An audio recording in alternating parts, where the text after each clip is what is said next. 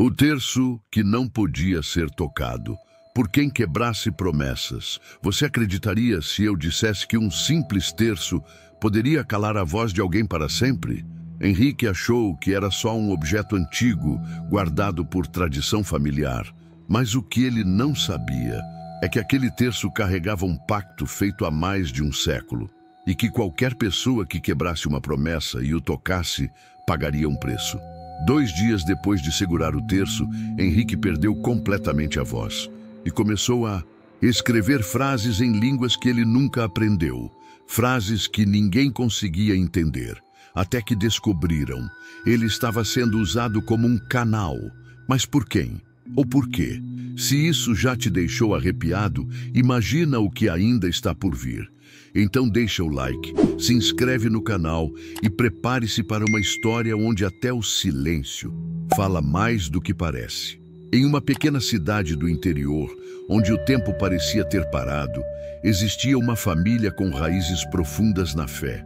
Durante mais de 150 anos, eles guardavam um objeto sagrado, um terço antigo, trancado em um cofre de madeira escura e escondido dentro da capela da propriedade da família. O objeto era cercado por uma história antiga, passada de geração em geração, mas que com o passar dos anos começou a ser esquecida. A lenda dizia que aquele terço havia pertencido a uma freira que morreu em estado de graça e que antes de falecer selou com uma promessa. Aquele objeto jamais poderia ser tocado por alguém que tivesse traído sua fé ou quebrado uma promessa espiritual. Mas as novas gerações não se interessavam mais pelas histórias, achavam exageradas, supersticiosas e até motivo de piada. Henrique, um parente distante, veio passar uns dias na casa após anos afastado da família. Curioso, explorou os cômodos antigos e acabou encontrando o cofre. Não sabia da história completa, nem da advertência escrita em letras quase apagadas na tampa. Somente mãos puras podem tocar o que foi selado pela fé. Henrique abriu o cofre. Viu o terço, belíssimo, intacto apesar do tempo, com contas escuras e cruz de prata. Sem pensar 2 vezes, tocou no objeto. Um leve choque percorreu seus dedos, mas ele achou que fosse imaginação. Mal sabia ele que anos antes havia feito uma promessa solene ao seu avô em leito de morte. Uma promessa que ele quebrou por ganância e interesse próprio. 2 dias depois, Henrique acordou em silêncio, literalmente. Sua voz havia desaparecido. Não tossia, não sussurrava. Tentou falar, gritar, nada. Foi levado ao hospital. Fez exames. Nenhum motivo físico aparente. Os médicos não sabiam explicar. A voz sumiu como se tivesse sido arrancada. O silêncio, porém, não era o mais estranho. Poucos dias depois, ele começou a escrever compulsivamente. Pegava cadernos, canetas de batom.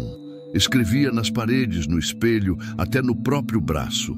Mas não eram palavras comuns. Frases em línguas que ele nunca aprendeu, como latim antigo, hebraico e siríaco. Palavras de orações, trechos de passagens esquecidas. Citações espirituais que ninguém compreendia completamente. A tia-avó da família, uma das poucas que ainda respeitava o legado da fé, reconheceu alguns dos símbolos. Eram palavras que também estavam gravadas no próprio terço, mas que por décadas ninguém havia sido capaz de ler. Foi então que decidiram procurar ajuda espiritual. Um médium foi chamado e, após uma sessão intensa, trouxe a revelação. O terço havia sido selado como guardião de promessas espirituais. Quando alguém impuro o tocava, tornava-se canal para as vozes de outros tempos. Henrique havia aberto um portal e agora era tomado pelas almas daqueles que haviam sido traídos por promessas quebradas dentro da linhagem familiar. A única forma de encerrar o ciclo, segundo o médium, era que Henrique cumprisse a promessa rompida ou realizasse um novo pacto de redenção. Como não podia falar, foi levado ao túmulo do avô. Lá, escreveu com dificuldade uma carta de perdão, selando com uma gota de sangue que escorreu de um pequeno corte na mão. O ar parecia ter ficado mais leve naquele momento. Naquela noite, Henrique voltou a falar, parcialmente, mas algo permanecia diferente. Durante as madrugadas, ele continuava escrevendo. Agora, apenas uma frase se repetia, em uma caligrafia diferente da sua. Ainda há quem não cumpra o que promete. O terço foi devolvido ao cofre. Ao lado dele, a família deixou um bilhete escrito à mão. Não toque, promessas têm peso. Desde então, toda a véspera da promessa rompida, o cofre emite um som quase imperceptível, como se alguém lá dentro estivesse rezando. Henrique não era um homem ligado às tradições. Jovem, cético e acostumado ao ritmo agitado da cidade, pouco se importava com as histórias de família que, vez ou outra, escutava em encontros esporádicos. Quando soube que uma parte distante de sua herança o levaria até uma antiga casa no interior, pertencente a parentes que ele mal conhecia, pensou que seria apenas mais uma viagem monótona. Mal sabia ele que estava prestes a mexer com algo que nem mesmo o tempo ousou apagar. A velha casa da família Ramos era silenciosa, cheirava a madeira antiga e guardava um ar de reverência que deixava qualquer visitante desconfortável por razões que não sabiam explicar. Na sala principal, uma estante escondia um pequeno cofre de ferro escuro, decorado com símbolos religiosos entalhados à mão. Henrique, curioso e prático, não hesitou ao ver que a fechadura estava destrancada. Abriu o cofre. Lá dentro, envolto em um pano, bordado à mão e visivelmente desgastado pelo tempo, estava o terço. Um objeto simples à primeira vista, mas com um brilho peculiar em suas contas. Henrique, sem conhecer a história por trás, retirou o terço e o examinou por alguns segundos. Sentiu um leve formigamento nas mãos, quase como uma descarga elétrica fraca. Achou que fosse estática. Voltou o terço ao cofre, fechou a tampa e seguiu seu dia sem se preocupar. 2 dias depois, acordou em pânico. Tentava chamar por ajuda, mas nenhuma palavra saía de sua boca. Estava completamente afônico. Pensou em laringite, talvez algo neurológico. Correu a médicos, realizou exames. Nada, nenhuma causa física, nenhum diagnóstico. A voz simplesmente havia desaparecido. A família, já desconfiada, começou a notar comportamentos estranhos. Henrique passava horas escrevendo compulsivamente. Paredes, blocos de notas, até as próprias roupas começaram a ser preenchidas com símbolos e frases indecifráveis. Um dia, um padre foi chamado. Reconheceu alguns trechos em latim arcaico e hebraico antigo, idiomas que Henrique jamais estudou. As frases eram todas de natureza espiritual, súplicas, preces, fragmentos de rituais há muito esquecidos. Foi então que uma tia-avó, das poucas que ainda levava a sério as tradições, se lembrou do terço. Contou a Henrique, através de bilhetes e sinais, a história daquele objeto, um artefato selado por uma freira considerada santa por sua fé inabalável. Segundo a lenda, qualquer um que tivesse quebrado uma promessa espiritual jamais deveria tocá-lo. Henrique, sem saber, havia feito exatamente isso anos antes, quando jurou a um tio no leito de morte que cuidaria dos bens da família, mas vendeu parte da herança por interesse pessoal. A quebra de promessa despertou algo antigo, adormecido. O terço reagiu, não com violência, mas com cobrança. Uma cobrança que vinha de séculos. O silêncio de Henrique era o eco da traição, e suas mãos, agora, eram instrumentos para que vozes esquecidas voltassem a ser ouvidas. No fim daquele mês, a família reuniu-se na antiga casa. O terço foi novamente envolto no pano bordado, devolvido ao cofre com uma nova anotação colada por dentro da tampa. Não toque. Promessas são eternas. Henrique, embora ainda sem fala, parou de escrever compulsivamente. Mas nas noites de lua cheia, os papéis que deixava ao lado da cama surgiam rabiscados com palavras que ninguém conseguia traduzir, como se ainda houvesse algo esperando ser cumprido. Henrique não era próximo da família, Morava longe, tinha uma vida corrida e pouco contato com os parentes mais velhos. Quando recebeu o convite para visitar a antiga casa da avó paterna, no interior, encarou como uma chance de descanso. A mansão centenária exalava história, com cada canto guardando relíquias, fotografias amareladas e objetos religiosos deixados como memória de uma linhagem devota e disciplinada. Mas o que ele não sabia era que seu destino já estava sendo escrito desde antes de sua chegada. Durante a visita, enquanto explorava o antigo escritório do bisavô, Henrique se deparou com um cofre embutido na parede, coberto por um pequeno quadro com a imagem de uma freira de olhar penetrante. A chave estava curiosamente pendurada ao lado, como se o objeto estivesse esperando por alguém. Movido por pura curiosidade e sem saber da lenda do terço proibido, ele abriu o cofre. Dentro, uma caixa de madeira escura, com entalhes em forma de cruz e símbolos desconhecidos, guardava um terço de contas envelhecidas e cruz ornamentada em prata. Sem hesitar, ele o tocou. No momento em que seus dedos envolveram as contas, um arrepio percorreu sua espinha. As mãos ficaram dormentes por alguns segundos, seguidos de uma leve pontada na nuca. Henrique balançou a cabeça, tentando afastar o desconforto, e ignorou a sensação. Guardou o terço de volta e fechou o cofre. Para ele, tudo não passava de uma superstição boba. Mas, naquela mesma noite, o silêncio caiu de forma estranha sobre a casa. Na manhã seguinte, Henrique acordou com uma sensação de sufoco. Tentou chamar por alguém, mas nenhuma palavra saiu. A voz simplesmente havia desaparecido. Em pânico, correu até o espelho e tentou articular sons. Nada. Abriu a boca, moveu os lábios, mas nenhum som foi emitido. Os familiares o levaram imediatamente ao hospital, onde os médicos não encontraram nenhuma explicação para o súbito bloqueio vocal. Sem lesões, sem infecções, sem causas visíveis. O diagnóstico foi vago. Mutismo psicogênico, um termo médico que não explicava absolutamente nada. Nos dias seguintes, o comportamento de Henrique começou a mudar. Tornou-se mais introspectivo, dormia pouco e passava horas escrevendo em papéis, cadernos e até nas paredes do quarto onde dormia. O mais estranho era que ele escrevia em línguas que ninguém entendia. Algumas palavras foram identificadas por uma tia estudiosa de teologia, trechos em latim antigo, hebraico arcaico e siríaco, línguas mortas, utilizadas em rituais e textos sagrados. Esquecidos, ele escrevia frases como pactum fractum est, o pacto foi quebrado, e rede fidem tuam, devolva sua fé. A tia, horrorizada, se lembrou da história que sua avó contava em sussurros.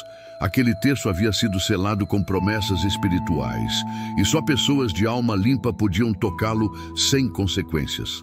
Henrique, por sua vez, guardava um segredo. Anos antes, havia feito uma promessa no leito de morte de um primo, e a quebrou por ambição financeira. Agora, sem fala, possuído por palavras que não eram suas e trancado numa espiral de mensagens espirituais, Henrique começava a entender. Ao tocar o terço, ele havia despertado não apenas a maldição, mas a cobrança de um pacto ancestral violado. E essa era apenas a primeira consequência. 2 dias após o ocorrido, Henrique acordou sentindo algo estranho. Tentou chamar pela mãe, mas nenhuma palavra saiu de sua boca. Não era dor de garganta, não era rouquidão, era silêncio absoluto. Um vazio sufocante preenchia cada tentativa. De som, os músculos funcionavam, a garganta se contraía, mas nenhuma voz era emitida. O desespero tomou conta de sua expressão enquanto gesticulava inutilmente. A família achou que fosse uma crise de ansiedade. Levaram-no ao hospital e a bateria de exames começou. Tomografias, ressonâncias, avaliação neurológica e exames na laringe. Tudo absolutamente normal. Nenhum nódulo, nenhuma infecção, nenhuma explicação. Henrique estava oficialmente saudável, mas mudo. Nos primeiros dias, ele se Comunicava com papel e caneta, escrevendo frases curtas para se fazer entender. No entanto, à medida que o tempo passava, a escrita começou a mudar. Letras curvas, elaboradas, com traços incomuns. Ele escrevia sem pensar, e não eram mais suas palavras. Passagens religiosas, nomes de pessoas que a família não conhecia, frases inteiras em idiomas diferentes. Certa noite, sua mãe encontrou rabiscado na parede do quarto: Ego sum vox promissorum fractarum. Ninguém ali falava latim, mas uma tia-avó desconfiou e buscou ajuda de um padre local. A tradução era sombria: Eu sou a voz das promessas quebradas. A partir daí, os escritos se intensificaram. Henrique escrevia durante o sono, com olhos semiabertos. Papel, paredes, espelho do banheiro, chão do corredor, tudo virou superfície para mensagens. O detalhe mais assustador era que Henrique jamais havia estudado qualquer idioma antigo. No entanto, surgiram mensagens em hebraico arcaico, grego e até siríaco. Especialistas consultados confirmaram que alguns trechos eram orações esquecidas ou fragmentos de escrituras espirituais que sequer estavam disponíveis publicamente. A família entrou em pânico. Médicos já não sabiam o que fazer. Um linguista ficou dias analisando os escritos e notou que todos tinham uma estrutura comum. Falavam sobre lealdade, sacrifício, fé quebrada e pedidos de redenção. Foi nesse ponto que a avó de Henrique, última guardiã da história do terço, resolveu contar tudo. Ela revelou que o terço havia sido selado com um ritual feito por uma freira espiritualista no século XIX. A condição era clara: aquele que quebrasse uma promessa espiritual e tocasse o objeto se tornaria instrumento das almas que ainda esperavam justiça. Henrique, ao romper o pacto feito anos antes com um parente moribundo, havia ativado a maldição do terço. Agora, o silêncio de Henrique não era um castigo, mas uma troca. Sua voz fora tomada para dar voz aos que foram silenciados por mentiras e traições. O preço de uma promessa não cumprida havia se transformado em canal eterno para lamentos de outras eras. E isso era apenas o começo, porque, segundo os registros da freira, quem tentasse silenciar essas vozes sofreria junto. 2 dias após tocar o terço, Henrique acordou com uma estranha sensação de peso no peito. Quando tentou dizer bom dia à prima que o hospedava, não emitiu som algum. Tentou tossir, pigarrear, mas sua voz simplesmente havia desaparecido. O desespero veio rápido. Pensou em um ataque de ansiedade, em um problema súbito nas cordas vocais, mas não sentia dor. Apenas silêncio. A família o levou às pressas ao hospital. Os exames foram feitos: ressonância, endoscopia, testes auditivos e vocais. Nenhum médico conseguia identificar qualquer alteração física. Tudo estava normal. Não havia motivo para ele estar mudo. E isso só aumentava a inquietação de todos, menos de Henrique, que estava começando a entrar em pânico por dentro. No segundo dia sem voz, surgiu o primeiro sinal. Ele rabiscou, quase em transe, a palavra promessa em uma folha de papel. Ninguém entendeu. Ele mesmo parecia não lembrar de ter escrito. Depois disso, passou a escrever com mais frequência. Pegava folhas aleatórias, paredes do banheiro, até guardanapos, e neles surgiam frases desconexas, às vezes completas, às vezes interrompidas. Mas algo chamava-lhe a atenção. As frases não estavam em português, e tampouco pareciam coerentes com qualquer idioma que alguém da casa conhecesse. Uma tia mais velha, que havia sido freira na juventude, reconheceu palavras em latim arcaico. Palavras como votum, voto promessa, e fides fracta, fé quebrada, apareciam repetidamente. Henrique nunca estudara latim e também não sabia nada de hebraico ou siríaco, línguas que, posteriormente, especialistas identificaram nos escritos. Ele estava reproduzindo passagens de orações esquecidas, algumas vindas de manuscritos místicos, outras relacionadas a rituais antigos de penitência. A escrita surgia como se alguém ditasse diretamente em sua mente. Sem conseguir se expressar verbalmente, ele era agora um canal, um corpo mudo, mas com as mãos possuídas por uma memória que não era dele. E cada novo dia trazia mensagens mais complexas, como se a fonte por trás da escrita estivesse usando Henrique para reviver fragmentos de um passado esquecido. Foi nesse momento que uma das tias mais velhas decidiu revelar a verdade completa. Henrique, ainda jovem, havia feito uma promessa ao avô à beira da morte. Uma promessa de guardar e proteger um símbolo sagrado da família. Essa promessa foi quebrada quando ele vendeu parte dos bens herdados sem comunicar os demais. O terço, então, era mais do que um objeto sagrado. Era o selo daquele juramento ainda vigente no plano espiritual. O silêncio de Henrique não era um castigo físico, mas sim um reflexo energético do peso da sua falha. E as mensagens que vinham à tona eram vozes ancestrais clamando pela reparação da aliança rompida. Ele não estava apenas sendo punido, estava sendo usado como uma ponte entre o mundo dos vivos e o das promessas esquecidas. O silêncio persistente de Henrique já não era mais apenas um problema médico, era um alerta. A cada dia, a atmosfera na casa mudava. Era como se a presença de algo invisível crescesse. Os cômodos pareciam mais frios. O cofre, mesmo trancado, às vezes tremia levemente, como se o terço lá dentro quisesse se comunicar. A escrita compulsiva de Henrique se intensificava. Não havia mais controle. Ele escrevia nas paredes, nas portas, nas cortinas, frases em idiomas esquecidos e símbolos que ninguém reconhecia. À noite, era possível ouvir o arrastar da caneta no papel antes mesmo que ele acordasse. Desesperada, a tia-avó Rosa, a última da linhagem que ainda respeitava as tradições, resolveu agir. Ela conhecia as histórias, os pactos antigos e sabia que aquilo não era coincidência. Procurou então um antigo amigo da família, Padre Miguel, um religioso que também estudava manifestações espirituais e simbolismos místicos.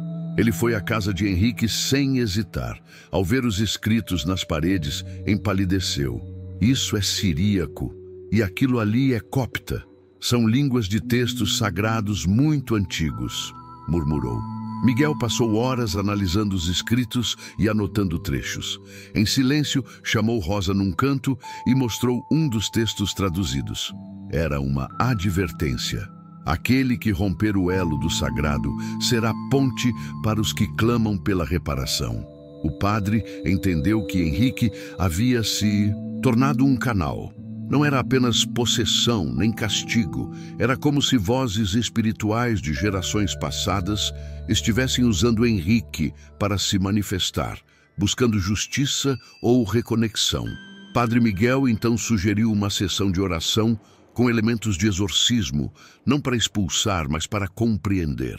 Durante o rito, Henrique entrou em transe. Seus olhos estavam abertos, mas parecia não ver. De sua boca, nenhuma palavra saiu, mas suas mãos escreviam, uma carta longa, fluida, em hebraico antigo. A tradução veio mais tarde. Não viemos ferir, viemos lembrar. O que foi prometido na luz jamais se desfaz na sombra. Miguel explicou à família que o terço, como canal sagrado, carregava não só uma bênção, mas uma aliança espiritual ancestral. Alguém, em gerações passadas, prometera algo profundo, manter a fé e proteger a linhagem espiritual. Ao quebrar isso, Henrique se tornou o elo exposto e as vozes estavam apenas cobrando o preço do rompimento. Foi então que Rosa revelou algo a todos. Antes de morrer, a freira que abençoou o terço deixou um manuscrito. Nele havia uma oração de selamento da ponte. Era usada para restaurar a conexão entre o mundo espiritual e os vivos, mas só podia ser recitada diante do objeto e por um membro puro da linhagem. A esperança reacendia, mas o ritual exigiria mais do que palavras. Ele exigiria arrependimento sincero, confissão pública e a disposição para carregar o peso do perdão. Algo que apenas Henrique poderia decidir. Se ainda houvesse tempo. O silêncio que dominava a casa de Henrique não era apenas pela falta de sua voz. Era como se algo ali estivesse suspenso no tempo. A atmosfera havia mudado. Algumas plantas começaram a murchar sem motivo. O relógio da sala parava às 23h45 todos os dias e a sensação de presença era constante. Diante dos acontecimentos inexplicáveis e da escrita compulsiva de Henrique em línguas esquecidas, a família decidiu recorrer ao auxílio espiritual. A tia-avó, que já havia reconhecido algumas frases entre os rabiscos obsessivos, sugeriu um conhecido médium da região. Ele era respeitado por lidar com objetos espirituais e casos onde a herança energética parecia afetar descendentes. Relutantes, os pais de Henrique aceitaram. A sessão foi marcada para uma noite chuvosa de sábado, quando o céu parecia pesar sobre a casa tanto quanto os segredos da linhagem. Durante o ritual, o médium acendeu incensos especiais e pediu silêncio total. Henrique, deitado no sofá, parecia em transe. Olhos semiabertos, respiração tranquila, mas sem piscar.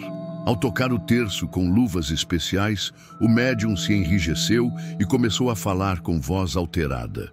Este terço não é símbolo de fé, é selo de penitência, feito para conter a dor de promessas esquecidas.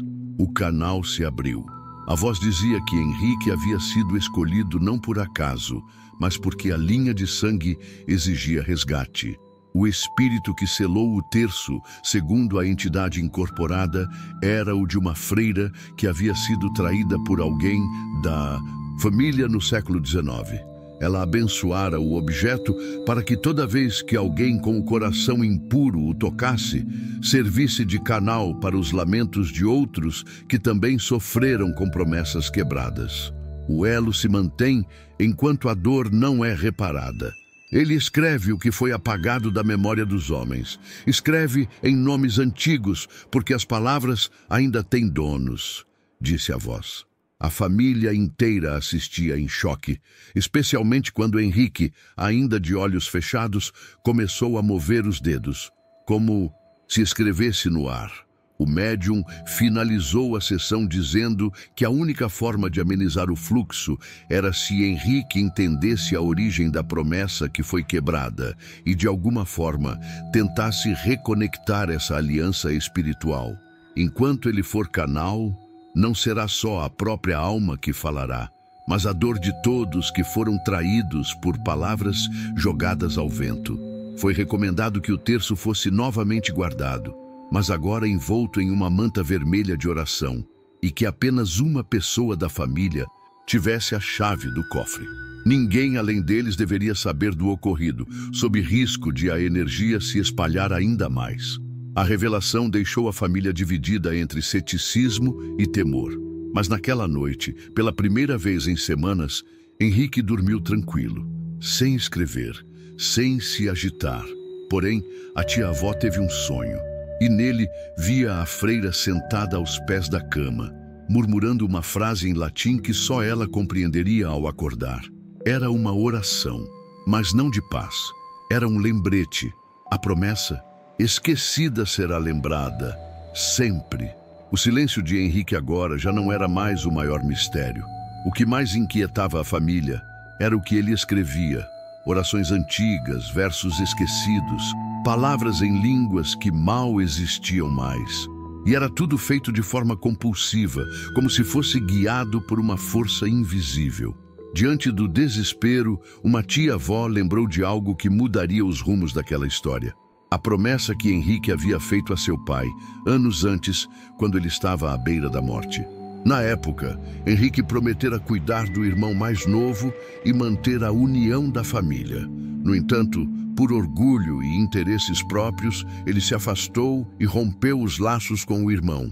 A quebra dessa promessa, embora ignorada por ele por anos, parecia ter sido o gatilho para tudo o que estava acontecendo. Foi então que um médium da região, conhecido por lidar com casos de obsessão espiritual e karmas familiares, foi chamado. Em uma sessão intensa, na presença de todos, o médium entrou em transe e revelou uma mensagem direta. Henrique havia despertado uma linha kármica ao quebrar um pacto de sangue. E o terço, selado por gerações, reconhecia e reagia a esse tipo de traição espiritual. Para encerrar esse ciclo, Henrique deveria se reconectar com aquele a quem traiu. O perdão não bastava ser apenas espiritual, precisava ser humano. Mesmo sem fala, Henrique demonstrou que compreendia. Foi então levado ao interior onde o irmão morava. Após anos de silêncio e distanciamento, os dois ficaram frente a frente. Em lágrimas, Henrique escreveu ali, na frente de todos: "Me perdoa, eu quebrei tudo, mas quero consertar." O irmão, visivelmente tocado, o abraçou. E algo estranho aconteceu naquele momento. Henrique pronunciou uma palavra: "Obrigado." Era a primeira vez que a voz dele se manifestava desde o dia em que tocou o terço. Naquela noite, a casa onde estavam ficou em completo silêncio. Nenhuma escrita compulsiva, nenhum ruído vindo do cofre, nenhuma oração estranha. O terço, guardado novamente, parecia finalmente adormecido. Porém, mesmo com a fala parcialmente restaurada, Henrique continuou a escrever, só que agora de maneira menos frequente. Ele mantinha um caderno onde registrava sonhos e frases que vinham à mente ao amanhecer. Quando questionado sobre por que continuava, escreveu: "Algumas promessas ecoam além do tempo. Só posso garantir que desta vez cumprirei cada uma." O cofre, no entanto, segue fechado. E todos na família agora sabem. Aquela não era uma relíquia qualquer. Era um lembrete vivo de que no mundo espiritual, palavras têm peso e promessas cobram seu preço.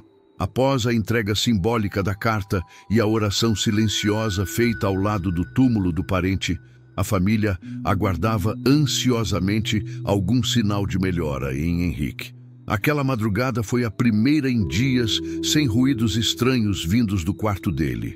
Pela manhã, ele saiu do quarto com o rosto mais calmo, embora os olhos ainda carregassem um peso imensurável.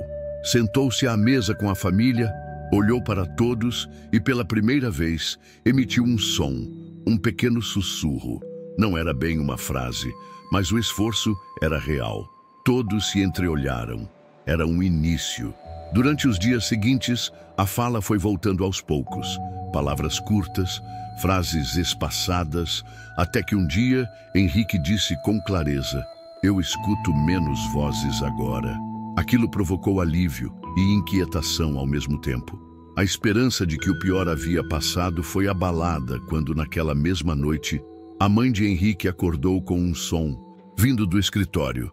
Ao acender a luz, encontrou o filho dormindo sobre a escrivaninha, com dezenas de folhas preenchidas por palavras estranhas, símbolos circulares e orações que pareciam vindas de outra época. Mesmo sem consciência, Henrique continuava a escrever. De acordo com um especialista consultado, era como se uma brecha espiritual tivesse sido aberta, e ele se tornara um canal parcial, uma ponte ainda ativa entre o mundo visível e o invisível. Apesar da recuperação parcial da fala, o hábito noturno continuava. Não havia violência, nem dor, mas uma espécie de compulsão suave e inexplicável. O curioso era que, ao amanhecer, ele não lembrava de nada, e mais intrigante ainda, os escritos eram todos em línguas extintas ou sagradas.